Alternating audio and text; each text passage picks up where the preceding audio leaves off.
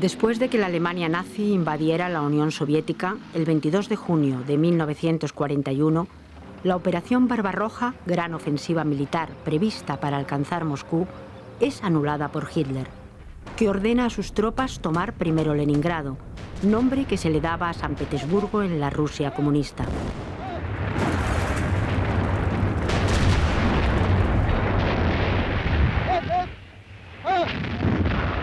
La capacidad defensiva de los soviéticos, las acciones de los partisanos en la retaguardia, el frío intenso y el estado desastroso de las carreteras impidieron a las tropas de la Wehrmacht alcanzar todos sus objetivos.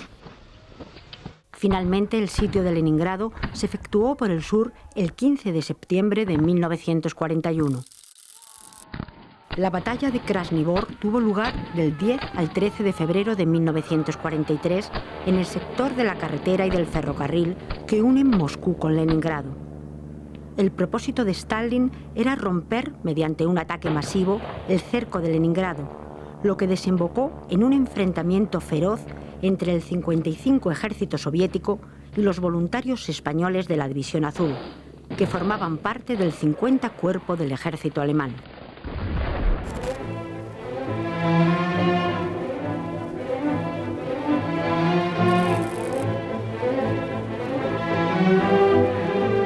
España no tenía participación oficial en la Segunda Guerra Mundial al lado de la Alemania nazi. Sin embargo, Franco autorizó el alistamiento de voluntarios en el ejército alemán.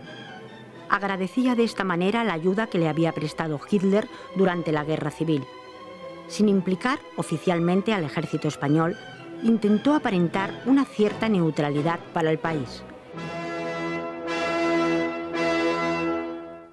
Por la División Azul pasaron del año 1941 a 1943 un total de 47.000 voluntarios españoles y varios centenares de portugueses.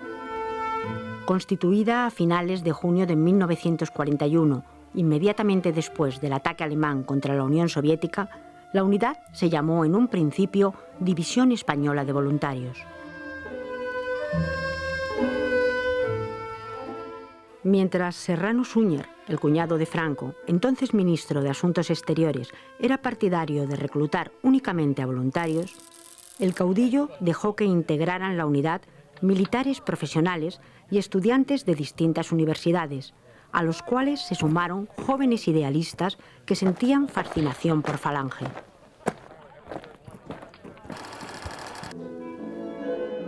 Fue el caso de Dionisio Ridruejo y del director de cine Luis Berlanga, que marcharon a Rusia acompañados por numerosos camisas viejas, veteranos de la Guerra Civil. Otros encontraron en su alistamiento una manera de sustentar a la familia. Es el caso de los que se encontraban sin trabajo ni recursos a consecuencia de su pertenencia al bando republicano durante la Guerra Civil. Los padres cobraban en España el sueldo de combatiente del hijo que se había alistado sin mucha convicción. Uno de ellos fue el actor Luis Ciges, sobrino del ensayista Azorín, e hijo del escritor Manuel Ciges, gobernador civil de Santander y Ávila durante la Segunda República, que fue fusilado por los nacionales en agosto de 1936. Franco procuró que no se diera publicidad a los hombres provenientes del ejército español, y sí a los falangistas, de tal manera que la División Azul pareciera únicamente compuesta de voluntarios deseosos de luchar contra el comunismo, y no de miembros de la milicia que cumplían órdenes. Así, España no estaba oficialmente en guerra contra la Unión Soviética. Para definir esta postura, Franco hablaba de no beligerancia, que consideraba como una posición intermedia entre la neutralidad y la participación en la guerra. Es el 24 de junio de 1941 cuando Hitler autorizó la incorporación de los españoles al ejército alemán. Los voluntarios atravesaron entonces en tren la Francia ocupada por los nazis, para llegar al campo militar de Grafenborn en Baviera entre el 17 y el 23 de julio de 1941. Todos llevaban el uniforme de sus unidades españolas. Al negarse los falangistas a deshacerse de su camisa azul y al incorporarla a su uniforme alemán, La unidad fue conocida a partir de entonces como Blau Division o División Azul. Después de 5 semanas de preparación, este grupo de voluntarios se convirtió en la 250 División de Infantería del Ejército alemán. Se componía inicialmente de 3 regimientos de infantería y de 1 de artillería, numerados 262, 263, 269 y 250, a los cuales se unieron unidades de la División Anticarro, así como elementos de los cuerpos de comunicaciones y de ingenieros.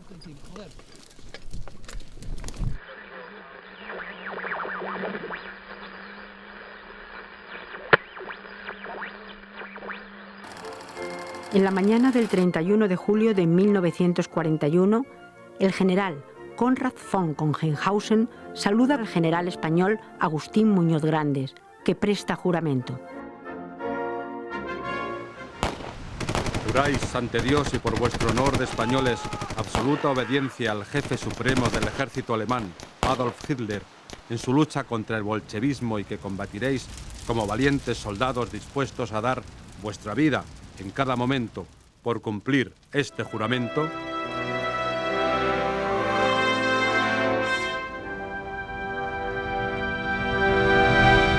Esta declaración de lealtad al Führer tuvo que ser modificada para los capellanes, ya que existía entonces una condena pontificia del nazismo. Destinada a luchar en el frente del Este, la 250 División de Infantería es dirigida del 20 al 26 de agosto de 1941 hacia Grodno, en Polonia, a bordo de 128 trenes. El 29 de agosto continúa a pie y después de una marcha agotadora de más de un mes, se instala a unos 60 kilómetros de Smolensk, situada a 369 kilómetros al suroeste de Moscú. El 27 de septiembre de 1941, la División Azul se une al Grupo de Ejércitos del Norte y es enviada a marchas forzadas hacia Vitebsk, en donde es transferida en tren al frente del Volkhov, en la región de Novgorod, a 200 kilómetros de San Petersburgo y en los alrededores del lago Ilmen.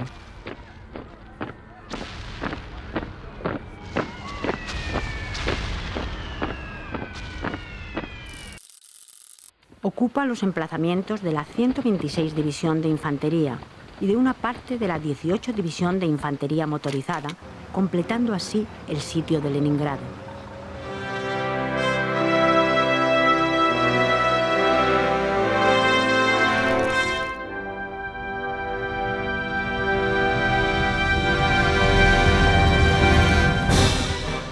Los rusos lanzaron durante meses varias contraofensivas intentando rodear el 18º ejército alemán, a fin de liberar las 2 vías estratégicas que constituyen la carretera y la línea de ferrocarril que unen Moscú y Leningrado. A finales de enero de 1943, el general Emilio Esteban Infantes releva a Muñoz Grandes al mando de la División Azul, ya que Franco consideró que este último daba demasiado protagonismo a la Falange, con la cual el caudillo empezaba a tener serias desavenencias. Nombró a Muñoz Grandes teniente general, graduación incompatible con el mando de una división. Nada más tomar el mando, Esteban Infantes se percata de la llegada de nuevas tropas soviéticas en el frente. Intuyendo un ataque inminente, ordena el 2 de febrero de 1943 a sus reservas ocupar y atrincherarse en la ciudad de Krasnivka. Como esta urbe, situada entre la autopista y la línea de ferrocarril Leningrado-Moscú, permite controlar este eje, es de vital importancia para el Ejército Rojo. El 9 de febrero, el general Infantes ordena que 1/3 de sus hombres, con todas las armas automáticas disponibles, se retiren a 200 metros detrás de la línea principal de resistencia. Manda colocar campos de minas adicionales, mejorar las posiciones e incrementar los puestos de tiro. El 10 de febrero, los 40.000 hombres del 55 Ejército Soviético, con 100 vehículos blindados, apoyados por un grupo móvil compuesto por la 122 Brigada de Carros de Combate y la 35 Brigada de Esquiadores, que representan 4.000 efectivos suplementarios, atacan para tomar la ciudad de Kolpino, a 25 kilómetros de Leningrado. A las 6:40 de la mañana, los 800 cañones de la artillería pesada soviética bombardean durante 2 horas un frente de 5 kilómetros cuyo punto central es Krasnivor. Cada pieza dispara con intervalos de 10 segundos. Después, la aviación toma el relevo para culminar la aniquilación. Destruyendo las trincheras y búnkeres les sean posibles, los soviéticos quieren debilitar el flanco este de su adversario. A fin de preservar sus efectivos, los españoles han vaciado en parte las primeras líneas. Sin embargo, los que se han quedado no tienen posibilidad de replegarse debido a la intensidad del fuego enemigo. Confiados en que sus cañones y su aviación han destruido las defensas adversas, a las 8:40 los oficiales rusos ordenan el asalto. Atacan en 4 líneas de penetración el sector defendido por la División Azul, encontrando una fuerte resistencia. Además, como las salvas artilleras habían fundido la nieve, los carros se hunden en el barro y tienen dificultades para progresar. En sus trincheras, los supervivientes de las tropas españolas de primera línea reagrupan sus fuerzas y fortifican como pueden sus posiciones. Se enfrentan entonces a una marea soviética muy superior en hombres y material y resisten luchando hasta la muerte. En la estación de ferrocarril Octubre de la ciudad de Krasnivor, una compañía de divisionarios rechaza varios ataques de infantería y de blindados. A las 11 solo quedan 40 hombres que aguantan hasta mediodía, hora a la cual los supervivientes se repliegan. De las 9 a las 10:40, las unidades españolas aisladas rechazan los ataques soviéticos, pero cuando los rusos ocupan la línea de ferrocarril, quedan incomunicadas de su retaguardia. Sin embargo, a pesar de estar completamente rodeados, deciden mantenerse en la carretera Leningrado-Moscú todo el tiempo que puedan, hasta finalmente ser aniquilados.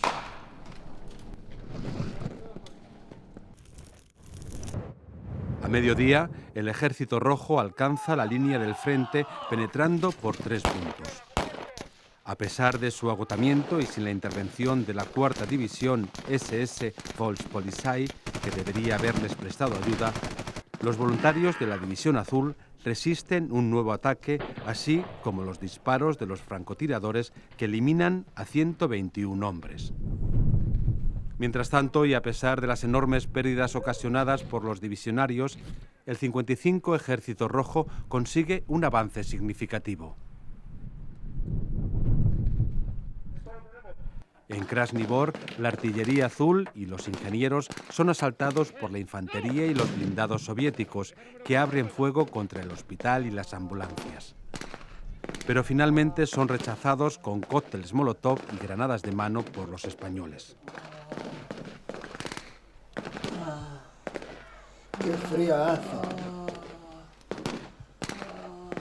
Aunque después de las 12, la 63 División de Infantería de la Guardia Roja anuncia la captura de Krasnivor, gracias a la resistencia de los divisionarios azules, solo pueden controlar la mitad sur de la villa.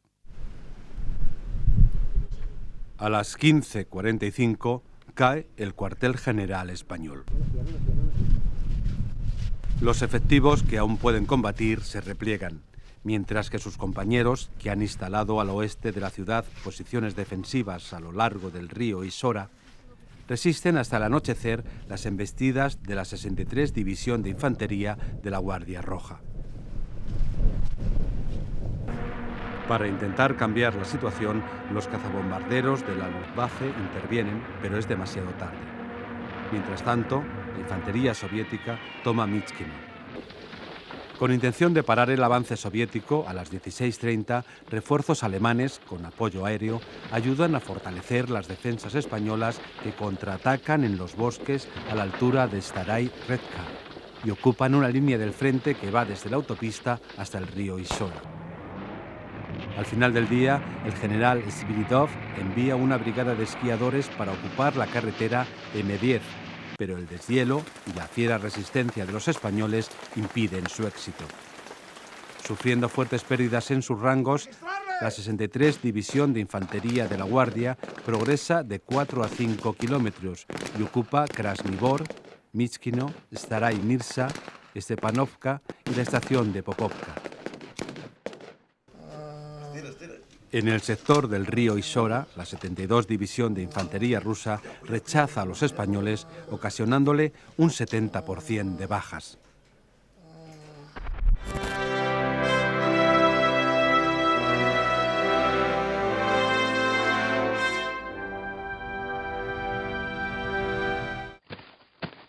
El flanco izquierdo de la 63 División de Infantería de la Guardia, que estaba rodeada por varios sitios, controla por la tarde la ciudad de Krasnivor en su totalidad. Dada la situación desastrosa del 18º Cuerpo del Ejército alemán, muy diezmado en hombres y material, la contraofensiva planificada por la División Azul no se puede realizar.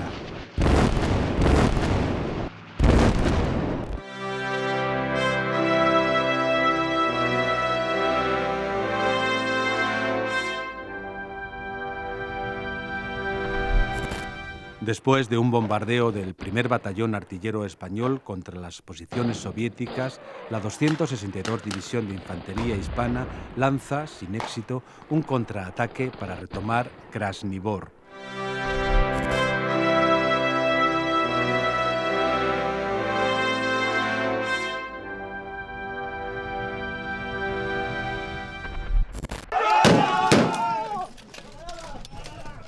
La resistencia de la División Azul durante la batalla de Krasnivor hace fracasar la operación Estrella Polar, nombre en clave dado por los rusos a la gran ofensiva destinada a liberar Leningrado.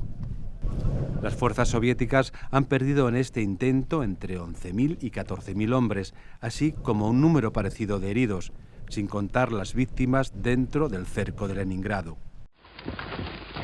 El fracaso del Ejército Rojo durante sus múltiples ataques fue debido, según su Estado Mayor, a la falta de reconocimiento de las posiciones enemigas, al empleo inocuo de los blindados, a la ineficacia de los apoyos de artillería y a los errores en todos los niveles de mando.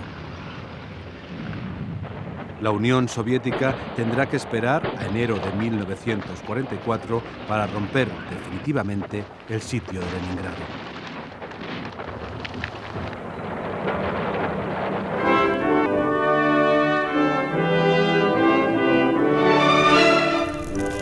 Esta batalla supone un sangriento y costoso triunfo para la División Azul, que pierde más del 75% de sus efectivos presentes en el frente de Krasnivor.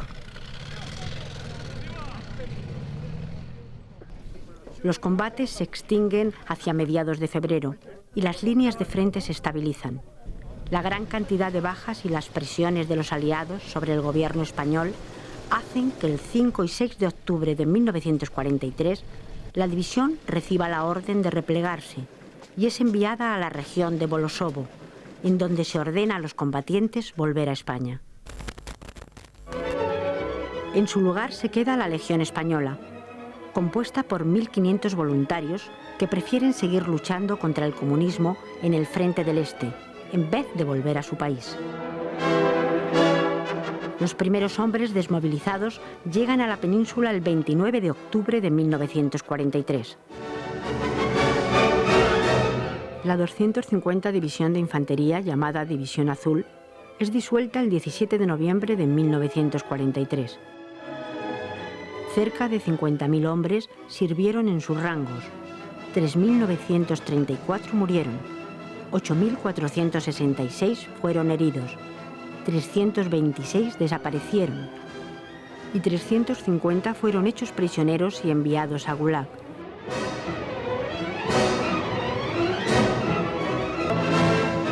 Su repatriación tuvo lugar en 1954, cuando el barco Semiramis-Ky los trasladó de Odessa a Barcelona. Los fracasos alemanes en África del Norte y en el frente ruso obligan al gobierno español a reconsiderar la situación. Ya no resulta sensato para Franco prometer a Hitler 1 millón de soldados españoles, cuando los soviéticos están avanzando sobre la capital del Reich.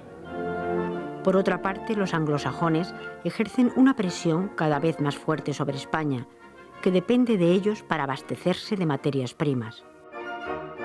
Queriendo demostrar su alejamiento ideológico de las potencias fascistas, Franco prescinde paulatinamente de los falangistas en su gabinete.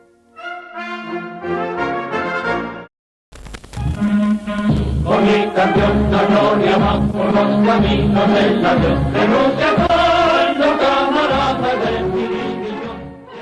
Para perpetuar la memoria de su lucha, los divisionarios crearon a su vuelta a España hermandades en sus respectivas ciudades de residencia. Para Monto conmigo de la famosa Unión, para Monto fue, para